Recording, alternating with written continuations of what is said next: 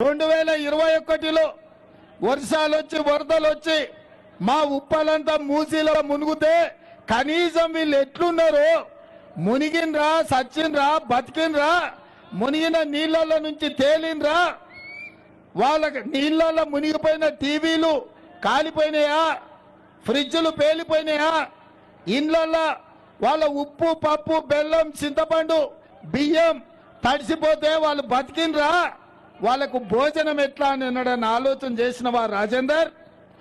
ఎన్నడైనా ఈ పేదోళ్ళ కోసం 10 ఏళ్ళు మంత్రిగా ఉన్నావు కదా చంద్రశేఖరరావు మంత్రివర్గంలో, ఏ ఒక్క రోజైనా ఈ ఉప్పల్కి ఏం కావాలని ఎన్నడైనా వచ్చినవా?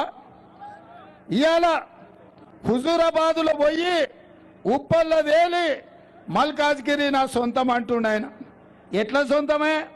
నువ్వు ఏం చేసినవని ఏం తెచ్చినవని చివరికి